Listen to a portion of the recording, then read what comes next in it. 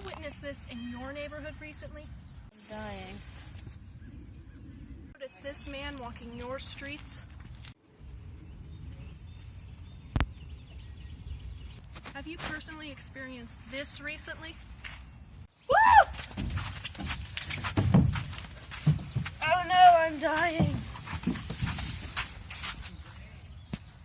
If you answered yes to any of the previous questions, you may be at risk for a pandemic. History, including present day, pandemics have swept the globe, destroying food stores, wiping out entire populations, and killing more people than some wars. Think back to the infamous bubonic plague, spread by fleas traveling on the back of Central Asian rats. By traveling on trade ships, these rats were able to infiltrate numerous European, African, and Asian cities, eventually killing more than 75 million civilians. And what about the Spanish flu of 1918? This incurable influenza virus devastated the world, infecting a fifth of the world's population, which was especially devastating considering that the flu was right on the heels of the First World War. And who could forget the Ebola epidemics of recent years that devastated African countries and terrified the world? Though numerous experiments have been conducted, a cure has yet to be found. With all these horrific illnesses, it's easy to come to the conclusion that encountering such diseases is unavoidable.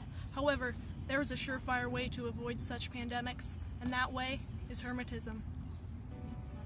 These horrific cases, hermits were the only folks who were able to avoid such diseases and live their peaceful, solitary lives uninterrupted by worldwide pestilence. You don't have to go around flogging yourself or taking up bloodletting to avoid such misery like so many Europeans did during the infamous Black Death. Simply retreat into an isolated cave at the top of a lonesome mountain, surrounded by nightmarish forests. Just think about it. Living in a city means plague rats could be anywhere. The hermit life will also protect you from coming in contact with bodily fluids of infected individuals, through which diseases such as Ebola and the Spanish flu are spread. And though it may seem lonely and boring, 4 out of 5 doctors agree that living the hermit lifestyle is way more fun than dying. The 5th wouldn't accept our bribe. Listen to the testimonials from these reliable, non-actor, everyday, non-actors. They're not actors. I actually have mixed feelings about hermetism. First of all,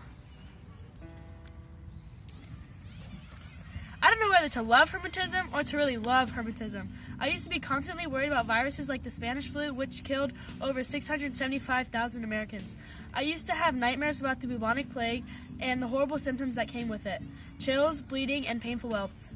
Now all of that is behind me. With my newfound hermit lifestyle, I've learned to get in the cave and ditch the grave. When I was young, I was very interested in acting. Diseases.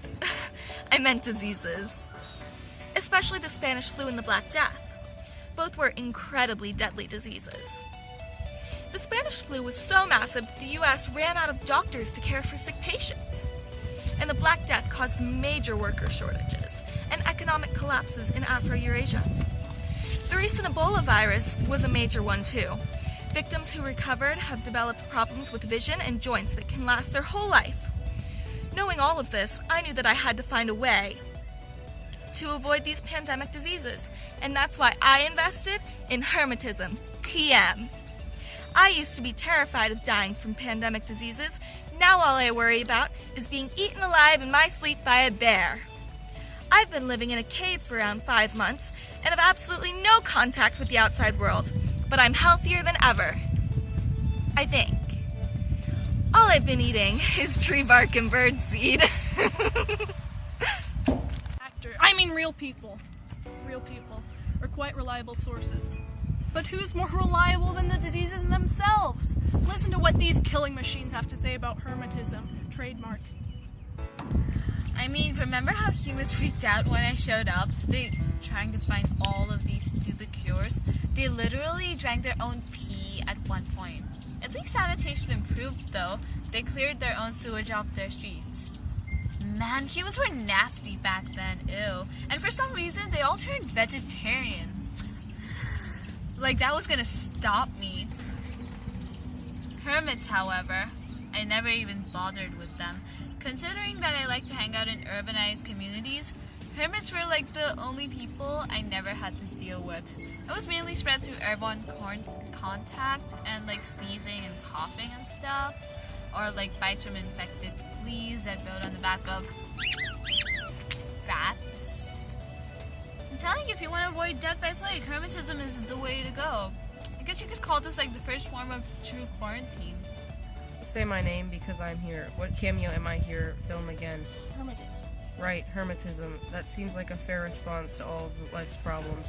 I would know. Anyways, back to the point. You don't want to do anything, literally nothing. In 1917, they sent all the doctors away to care for the soldiers for the stupid war.